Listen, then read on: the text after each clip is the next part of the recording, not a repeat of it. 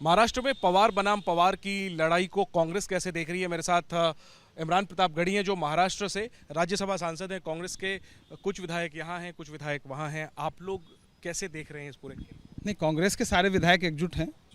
राष्ट्रवादी कांग्रेस के विधायक कुछ यहाँ हैं, कुछ वहाँ हैं। मैं इस खेल को ऐसे देख रहा हूँ कि क्या आने वाले दिनों में जो शिंदे गुट पर अयोग्यता की तलवार लटकी थी वो गिरने जा रही है? क्या 2 इंजन की जो सरकार थी उसे तीसरे इंजन की आवश्यकता इसलिए पड़ी क्योंकि दूसरा इंजन फेल होने जा रहा है? मैं इसको इस रूप में देख रहा हूँ, पहली बात। दूसरी बात इस रूप में देख रहा हूँ कि भाजपा बेनकाब हो रही है। उसका जो भ्रष्टाचार के खिलाफ बड़े बड़े नारे लगाने वाला अभियान था वो अपने आप में झूठा साबित हो रहा है, क्योंकि जिनके खिलाफ वो अभियान चला रहे थे, नारे लगा रहे थे, उनके नेता उन्हीं भ्रष्टाचार के तथाकथित आरोपियों को बुला करके माननीय मंत्री कहना पड़ रहा है, उप मुख्यमंत्री कहना पड़ रहा है। ये भाजपा की बौखलाहट को दर्शाने वाला कदम था। भाजपा ने अपने आप को मजबूत करने के लिए एनसीपी को तोड़ने की कोशिश की, लेकिन दरअसल भाजपा एक कमजोर भाजपा देश के सामने दिखी इस पूरे प्रकरण से। एमवीए एकजुट है, कांग्रेस एकजुट है, लीड कर रही है।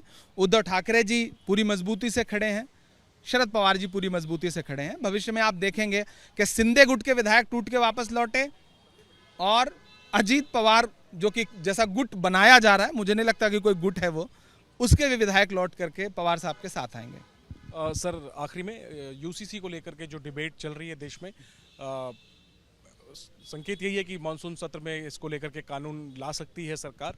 कांग्रेस का क्या रुख है? और मैंने आपका ट्वीट देखा, आपने कहा कि अभी प्रतिक्रिया नहीं देनी चाहिए, चाहे वो अल्पसंख्यक समाज के नेता हों या विपक्ष के नेता हों।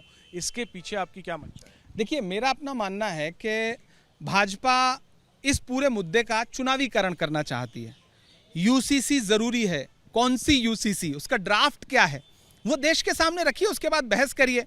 आप उस ड्राफ्ट के जरिए आदिवासियों का कौन सा अधिकार छीनना चाहते हैं? आप उस ड्राफ्ट के जरिए जो तथाकथित समानता की बात आप करते हैं, विविधताओं का देश है, आप सिख भाइयों का कौन सा अधिकार छीनना चाहते हैं? बहुसंख्यक हिंदुओं के विरासत का कौन सा अधिकार छीनना चाहते हैं?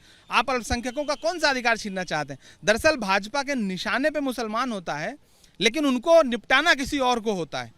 तो ये जो पूरा बिल है वो सबसे ज्यादा इस देश के, अगर जिस रूप में भाजपा दिखाने का प्रयास कर रही वैसा ड्राफ्ट आता है तो सबसे ज्यादा प्रभावित करेगा आदिवासियों को।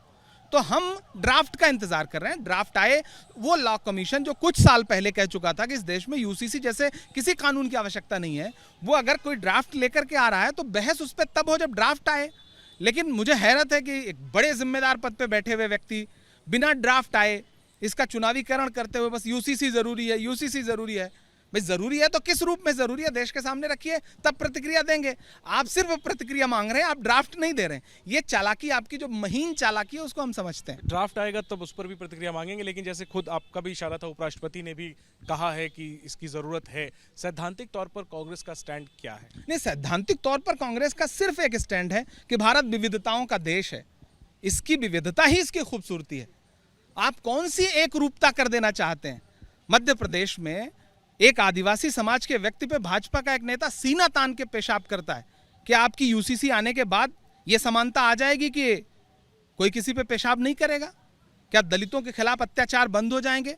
महिलाओं के खिलाफ अत्याचार की बातें आप करते हैं, लेकिन क्या वो अत्याचार बंद हो जाएंगे? प्रधानमंत्री जी जिन अल्पसंख्यक महिलाओं को सुदृढ़ करने की और एकजुट करने की और उनको फायदा पहुंचाने की बात करते हैं, तब फिर वो बिल्किस बानो को क्यों भूल जाते हैं, जो उन्हीं के गृह राज्य में बलात्कार की शिकार है और उसके बलात्कारियों को रिहा करने के बाद भाजपा के नेता माला पहनाते हैं?